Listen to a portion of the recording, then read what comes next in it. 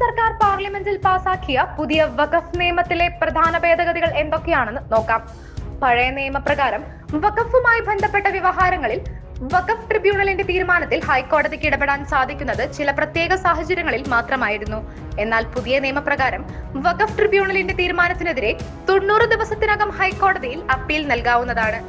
നേരത്തെ അവകാശവാദം ഉന്നയിക്കപ്പെട്ട വസ്തു വഖഫ് ആണോ അല്ലയോ എന്ന് തീരുമാനിക്കാനുള്ള അധികാരം വഖഫ് ബോർഡിനായിരുന്നു.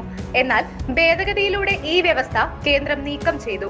പഴയ നിയമപ്രകാരം ദീർഘകാലത്തേക്ക് മതപരമായ ആവശ്യങ്ങൾക്കായി ഉപയോഗിക്കപ്പെടുന്ന വസ്തു സ്വയമേവ വഖഫ് ആയി മാറുമായിരുന്നു. എന്നാൽ പുതിയ ഭേദഗതി പ്രകാരം വസ്തുവിന്റെ ഉടമയ്ക്ക് മാത്രമേ അത് വഖഫ് ആക്കി മാറ്റാൻ സാധിക്കൂ.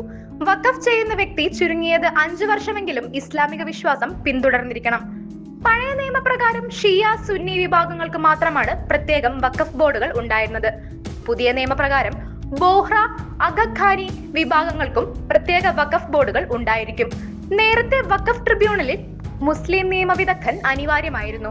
എന്നാൽ ഇപ്പോൾ മുസ്ലിം നിയമവിദഗ്ധൻ അനിവാര്യമല്ല. മാത്രമല്ല, ജില്ലാ കോടതി ജഡ്ജിയെയും സംസ്ഥാന ജോയിന്റ് സെക്രട്ടറിയെയും ട്രിബ്യൂണലിൽ ഉൾപ്പെടുത്തും. പഴയ നിയമത്തിൽ കേന്ദ്ര വഖഫ് കൗൺസിലിലെ എല്ലാ അംഗങ്ങളും മുസ്ലിം വിഭാഗത്തിൽ നിന്നായിരിക്കണമെന്ന് നിർബന്ധമുണ്ടായിരുന്നു. എന്നാൽ ഭേദഗതി പ്രകാരം കേന്ദ്ര വഖഫ് കൗൺസിലിൽ 2 മുസ്ലിം ഇതര അംഗങ്ങൾ കൂടി ഉണ്ടായിരിക്കും.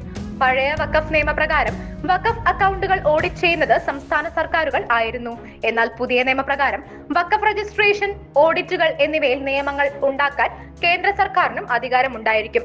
പഴയ വഖഫ് നിയമത്തിൽ സർക്കാർ സ്വത്തുക്കളിലെ വഖഫ് അവകാശവാദം സംബന്ധിച്ച് വ്യവസ്ഥകൾ ഉണ്ടായിരുന്നില്ല. എന്നാൽ പുതിയ നിയമപ്രകാരം സർക്കാർ സ്വത്തുക്കളെ വഖഫ് ആയി കണക്കാക്കാൻ ആകില്ല. തർക്കങ്ങൾ ഉണ്ടെങ്കിൽ അന്വേഷണം നടത്തി തീരുമാനമെടുക്കാൻ കളക്ടർക്ക് അധികാരമുണ്ടായിരിക്കും.